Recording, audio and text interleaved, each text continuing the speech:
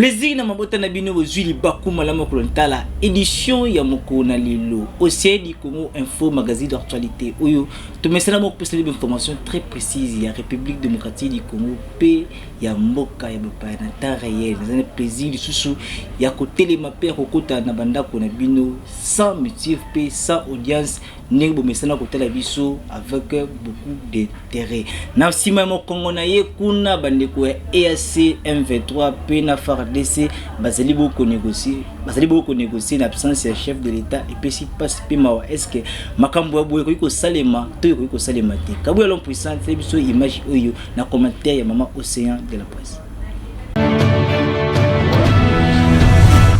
et puis si passe pima na République démocratique du Congo to moni lelo ete ba voisin la biso balingaka biso te ba pays frontalier ya République démocratique du Congo bazali na souci te kasi ba africain nazali komo zongisela bino maloba ya Folfano oyo alobaka ete Zaïre ezali la forme Afrique est la forme et un revolver dont les gâchettes se trouvent dans la République démocratique du Congo. Bande ko soki bosungi Congo te, le biko ezali passe pour être réserve mondiale ezali na République démocratique du Congo. Ebele ya ba minerai oyo bikolo biyike bozali na yango te. Awa ezali na makao minene oyo bokomona lobi te lobi okuna ba batterie électronique bako électroniser ba mboka la bango kasi Afrika ekozwelo côté yango tozali ko bela la Afrika mobimba bosunga Congo botela likambo ya pasi pe mawa na oyo etali banilotique na makambo la bango ya EAC tala la sima tata mokonzi mo ekolo kokende bongo na États-Unis kokende kosola na makambo etali embargo kasi baninga bayeba betie mbata na mokongo EAC et qui ko négocier FARDC la M23 nanya tindi bango aussi le tata mokonzi wa ekolo apesaka bango 48 heures pasenga ki vigilance la population congolaise ete batelema po ete likambo esila est-ce que bato balingi biso to fungola miso to boy likambo ya soki AC wana tolingi yango ata mokolo moko te na République démocratique du Congo biso to ko telema pe ko fungola miso négociation oyo etali biso te ASC eza ya bino kasi ba congolais bakobunde tumba ti M23 ekozonga pe kimi ekokota na este mobimba soki boyoki te Océan e bale boya mbindo tokoyoki sabino na makasi tout le moment mukie na makambo te ba négociation oyo ezali ko se passer entre République démocratique du Congo pe na États-Unis pour ko sanctionner bandeko ya Rwanda kasi tata mokonzi ya mboka abenga kabongo Macron moninga malamu kasi bino botala makambo ezoleka kuna entre Macron pe na président Kagame oya Rwanda bazali bon ko fana pe ko kanga photo ko sepela biso to yebaki ke non ba ko sanctionner nde ba Rwandais kasi chose grave ba sanctionner ne biso République démocratique du Congo pe embargo et poussani ti le 1er juillet 2023 et puis si passe pe mona ba yimboka bozwa élément oyo après tozo. Pourquoi la France refuse-t-elle de condamner le Rwanda accusé de soutenir le M23? Ne se complète-t-elle pas dans cette situation? Pourquoi l'embargo sur les armes en République démocratique du Congo a-t-il été reconduit jusqu'au 1er juillet 2023 alors que le M23 qui opère dans la région dispose d'une armée moderne avec des équipements lourds? Ces questions se posent avec d'autant plus d'acuité que l'on peut conclure sans une once de doute qu'il y a là un complot contre la RDC qui ne dit pas son nom. Aucun gouvernement d'État civilisé ne peut accepter les crimes et la barbarie qui sévissent dans l'Est de la République démocratique du Congo depuis 25 ans. Ce n'est un secret pour personne, l'objectif inavoué du président rwandais Paul Kagame est la balkanisation de la République démocratique du Congo. Et pour ce faire, il faut éliminer la population congolaise, raser les villages congolais et installer un peuple dominant, les Nilotiques. Un rêve séculaire du Rwanda, il est soutenu dans son macabre agenda par les États-Unis, l'Angleterre, la Belgique, l'Allemagne, la France, l'ONU, l'Union africaine et les organisations de défense des droits de l'homme. Ces pays et ces organisations internationales sont donc au cœur du complot. Il faut voir dans l'adoubement de Paul Kagame par Emmanuel Macron une action politique française visant à promouvoir les intérêts de la France en Afrique. Paul Kagame est visiblement l'un des rares chefs d'État africains pour lequel Emmanuel Macron aurait une véritable admiration. Pour le président français, son homologue rwandais est un interlocuteur rêvé en Afrique.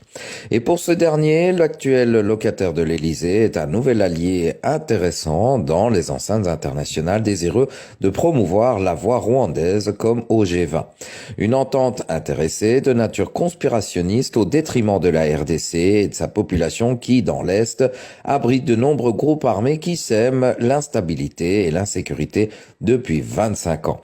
L'un des plus actifs est le M23 et nul dans la communauté internationale ne semble s'en offusquer. Surtout pas Emmanuel Macron qui, fasciné par Paul Kagame, ne cesse de multiplier les arrangements en sa faveur pour les intérêts de la France en Afrique.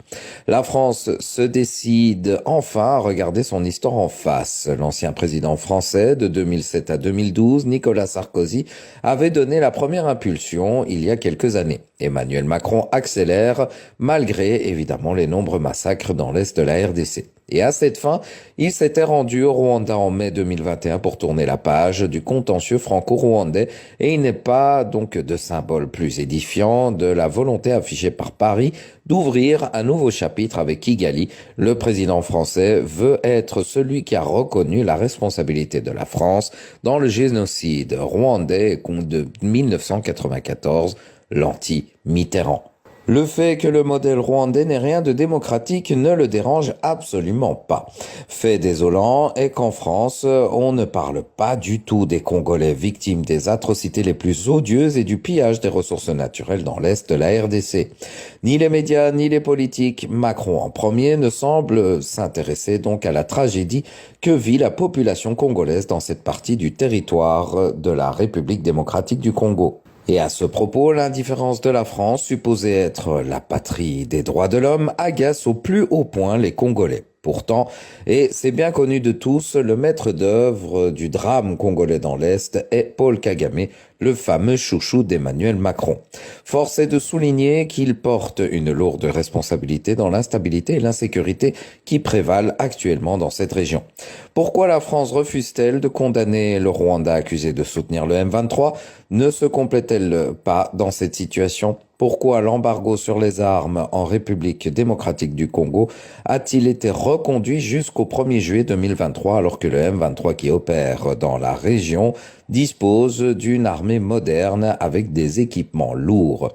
Ces questions se posent avec d'autant plus d'acuité que l'on peut conclure sans une once de doute qu'il y a là un complot contre la RDC qui ne dit pas son nom. Aucun gouvernement d'État civilisé ne peut accepter les crimes et la barbarie qui sévissent dans l'Est de la République démocratique du Congo depuis 25 ans. Ce n'est un secret pour personne, l'objectif inavoué du président rwandais Paul Kagame est la balkanisation de la République démocratique du Congo.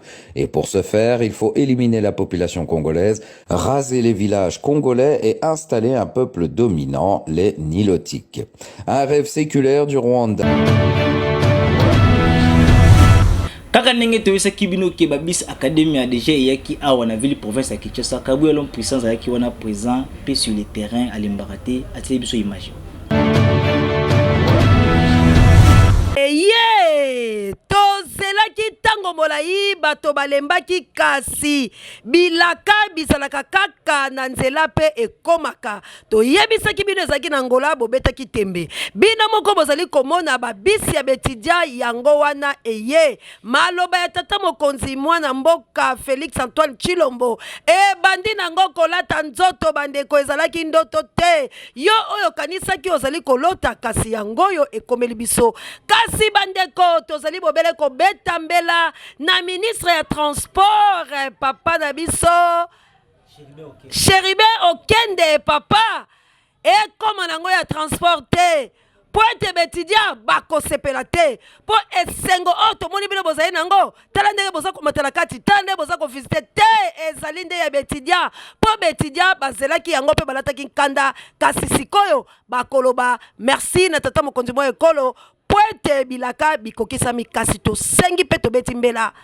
ministre ya transport papa ezali ya yo te bozalaka mpe na vision ya chef de l'état ezali mpe ya transport te ekende na bakolo nango mpo pamba te en océan ebalembo ya mbindo soki bobebisi tokoloba ti bokoyoka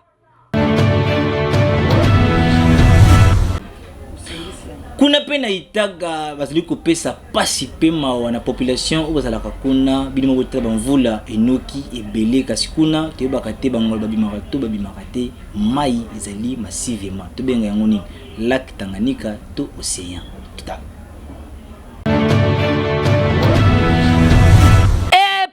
pasi pe mawa na République démocratique du Congo bandeko tozali tango nyonso kolela pe tozali kaka na matanga yango peuple congolais penza babeti mbela balobi tokozala na deuil national pamba te kobungisa bato na mvula ya mbala moko nanu esalama te wuta Congo ezala Congo to pe Zaire na epoke ya Mobutu to pe na ndenge tozongi na Congo esalama te oyo ezali kanda ya nzambe to likambo nini ndenge bozomona na nsima ya mvula wana bato bakitaki na bamayo ezoleka na berozo esalamaki bino moko botala ndenge bazali kobimisa bibembe wala mutu te bomoni bino moko ndenge ni bazali kobenda bato botala na ngambo papa mibale batie bango na saki ba peuple congolais bakambia ye ekolo Congo ata koto zali la motema ya nkanda to ya mabe kasi likambo oyo etouche nation mobimba to sengi na bino la lombango bo trouver solution bato oyo bakunda malokola banyama te po bino bokosaka kaka te esika oyo topekisa bofanda te esika oyo tolobaki boye te Adolphe Muzitu Fumupa alobaka depuis 2017 ou bien en 1997 plutôt alobaka boye esengeli bolongola bato na bisika oyo bocha bango na maluku botonga nouvelle cité plutôt bongo botonga ba cité musubo bato bazonga kasi na matoi mangongi pe kolinga mbongo kozanga kolinga bato boboya koyokela kasi lelo abimi nani visionnaire to visionnaire te abimi nani prophète to prophète te yango tolobi atako bakonzi balongwe kasi o batika lokola papier bolandaka yango nini bango bakomaki est-ce qu'Adolphe alobaki makambo te lelo tango ezoya bomoni te botika ko condamner ba mort kasi plutôt bokunda bango malamu poto yebike misole ko bima ebele bo honorer bango soki te na océan e bale boya mbindo toko fiakola ti bokotika. Population matadi kibala bazali bonko telemela ba chinois na makambo oyo bazali ko sala donc misana bango sala makata mvula yango nde izopisa badika yango bali na ba chef de l'état baye bananu ya kokindi kutala solution na bango kuna po sinote bayosila mbote tozali wapi awa tozana matadi kibala na ngomba sozo mata sans suite tozawa ya kotala ba chinois musala basali ba terrasse ya mikieboye ne tozo kunde bembe ko tokundila ngona terrasse wana te chinois ya kotongela biso na mboka na biso mwa terrasse ya mikieboye o détruire vie na biso na bana na biso mapango ekei bande ko mususu bakufi tokosuka lelo wapi okena ko lokotela bango na mboka nini bazonga bozonza ba Belge ba ko sala musala o ba mama na biso na ba papa na biso baloba ba Belge bato basala mboko oyo bazongisa bango bayebi mboka na biso ndenge ezaleli technique nini bakosalila musala bino bakonzi bozomona to bozomona te o biso kutu babizengi to koma na ba niveau wana te tozoyeba ne chinois yeko bebisa mboka ayeko détruire mboka ya yiba ka mbongo ateni mboka na biso atika ngo mabulu boy est-ce que c'est normal bozomona to bozomona te yango na yebisi bino bakonzi botelema mboko Belge ya kosimba baya lisusu te basuka kaka o wana balie baya lisusu te po pasi biso lekitala bana bakufi foto kende na mama basala ngone langa na mula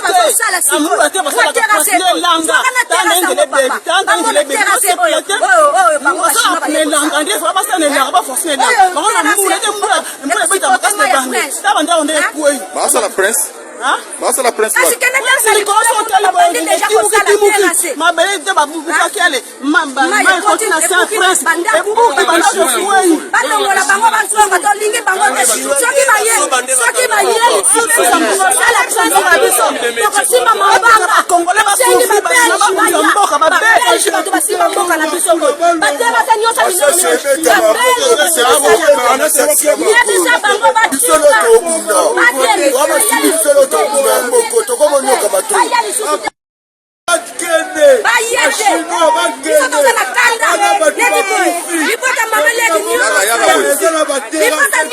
papa lobi nini bachinois bakende na badepute mongafula bakende mongafula eza mabe bana bazokufa bandako ezosika baterase eza te lone toza tolebi bango papa Fatou Songadila sans solution na badepute na mongafula tokwai chinois basala biso bapresse ya kopambapamba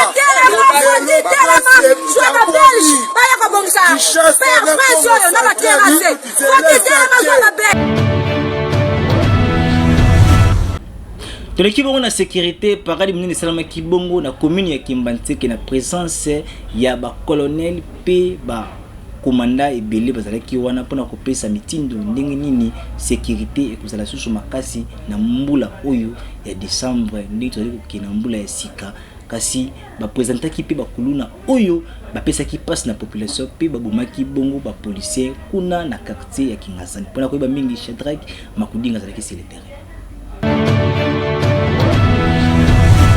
Bange na parade esalemaki bongo na commune ya Kimbantseke na présence ya bacolonel ya ndenge na ndenge oyo azalaki mutu train kuna nde azalaki bongo colonel ya district ya Tchangu yene baki bongo na kosangisa parade oyo bino moko botala pe bomona kambu oyo esalemaki awa vraiment boyende ezalaka ayebaki bongo na kopesa mitindo epe ba policier nyonso oyo bazalaki wana pona koyeba ndenge nini ya kobatela population na biloko na bango na mois oyo ya décembre po bafete na kimia pe mabe ezala te awa na ville province ya Kinshasa kaka ndenge bozali komona boye na entrée na ye esalemaki bongo na imparte pe idéologie nyonso wana ebandaki bongo na l'hymne national kaka ndenge bozali komona boye en tout cas esali eloko vraiment na paradi oyo elekaki kitoko kaka ndenge bomoni boye esukaki bongo te bayebaki bongo na kopresente bongo bakuluna oyo bakanga awa na ville ya Kinshasa précisément na commune ya Kimbantseke o zaroza chaba chuba o maître Songambeli o ngai kofi ya nani o soki babengaka yo kombo nini déjà solution ezwami awa na Kimbantseke bino mokobota neti elengi mobali oyo azali bongo na victime ya koboma policier o bomaki awa na commune ya Kimbantseke précisément na Kingasani ya suka babetaka policier machette na mutu policier akufa sur place jeune yango yeyo balukaye mikolo ebele kasi lelo awa akangami na maboko ya la police bino moko boyoka na suka na yango ye moko le colonel ya district ya Tchangu azanki na ye malobate na micro ya Océan du Congo. C'est pas pour rien que ça la parade la commune ya Kimbantseke na moko ya terrain wa bengi Swabanza na Mokali na nzela sika makambo ebele leki ya mabe topede au moins via bandekoloration mitano kolo ya beleur ya exécution ya nzela misanga biso incompréhension entre population police et même liwa ya bandeko même kozoka bandeko yango tomonaki ke eleki biso mosala biso ezali kobatela population na biloko bya bango ezali te ke population ebungisa bomoi na bango na nzela ya misala na biso alors fallait siko tokebisa tobenda matoi ya policier lolenge biso po tokosala elongo na population ni tokosala te pour que ndenge tokofanda na kati na boyokani pour que mabe koma te lolenge nasengeli kotambola parce que oyebi que commune ya Kimbantseke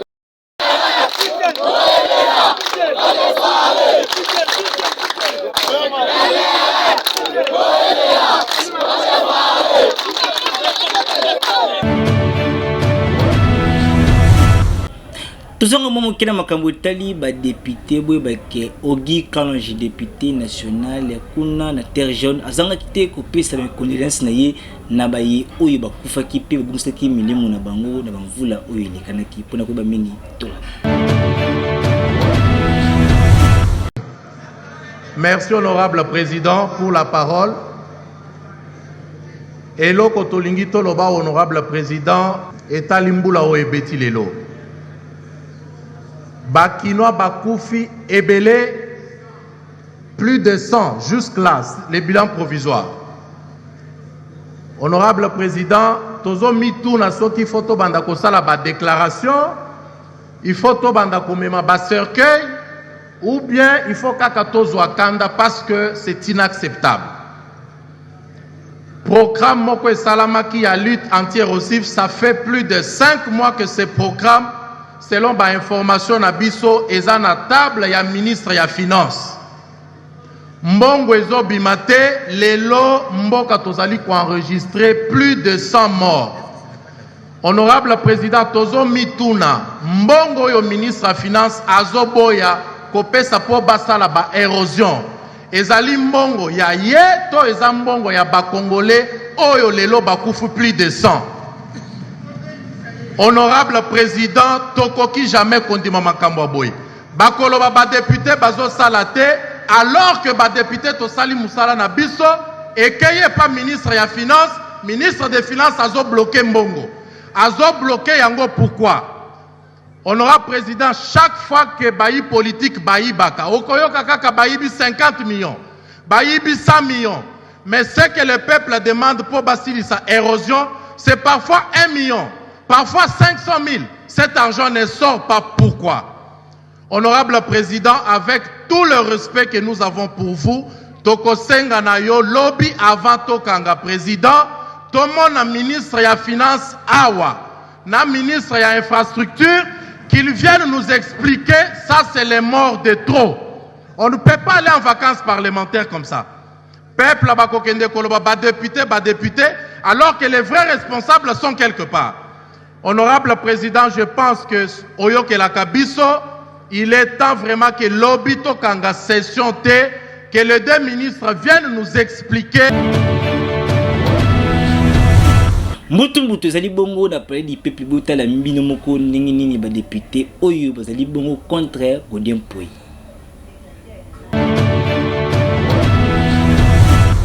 L'honneur, on n'achète pas ça avec l'argent.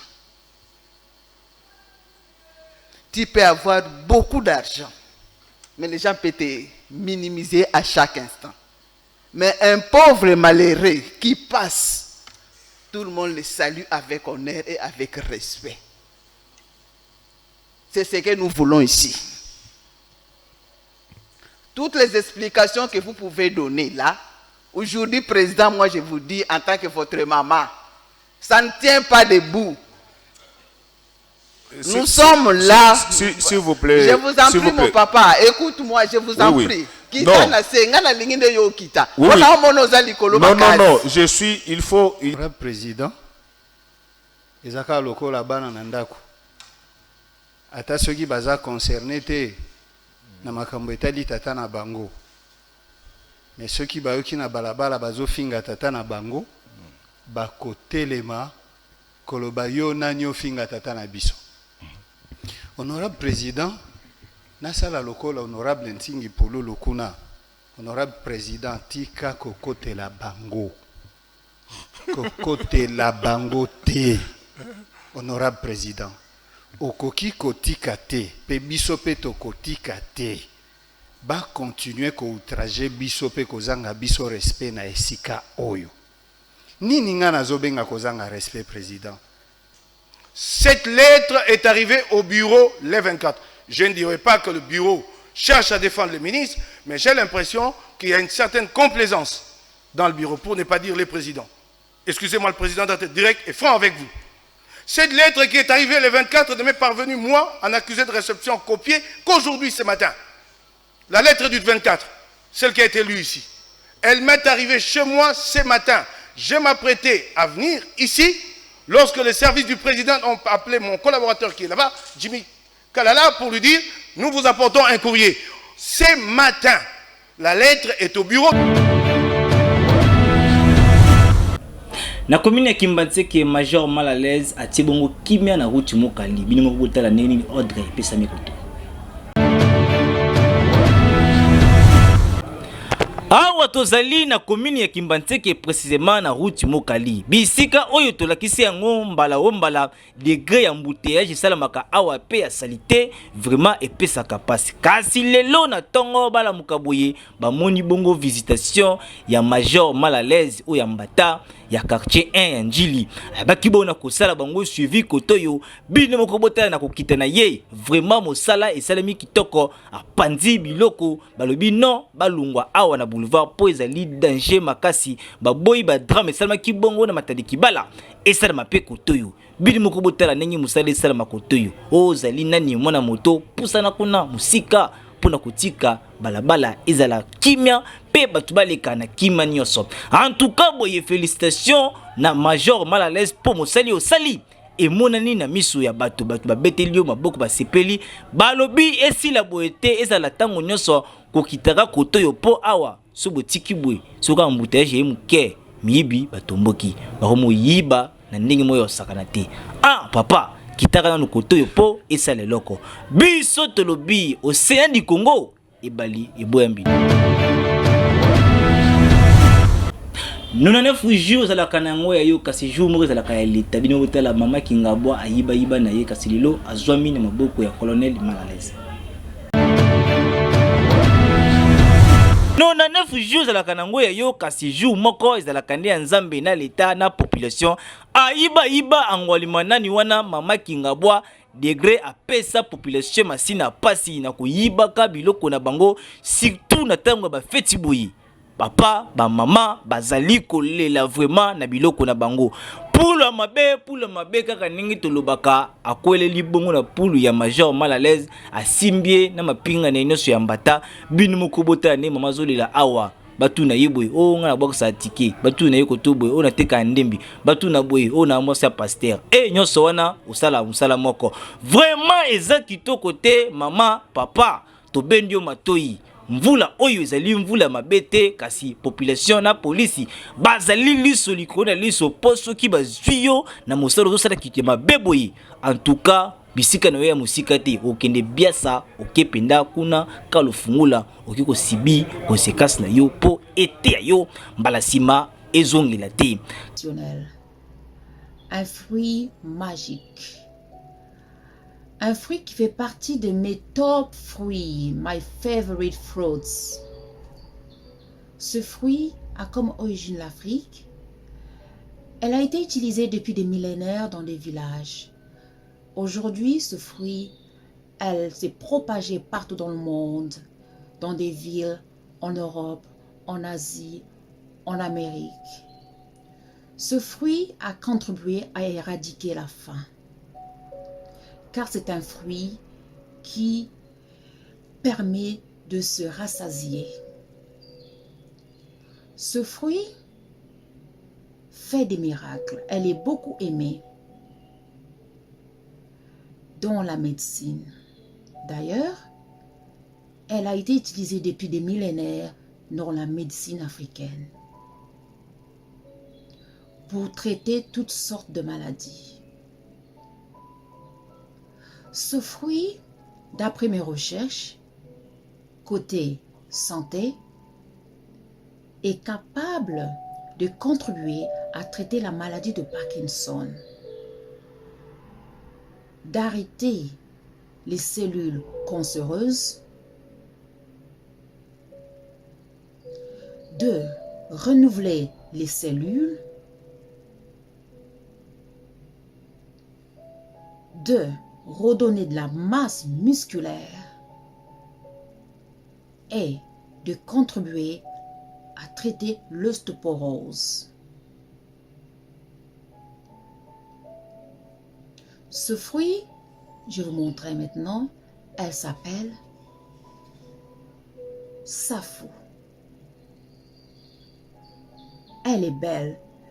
Elle est faite de belles couleurs violettes, bleu royal. Et à l'intérieur, lorsque vous enlevez cette peau, à l'intérieur, elle est verte sometimes, parfois elle est blanche. À l'intérieur, la peau qu'on trouve à l'intérieur, on l'appelle le beurre.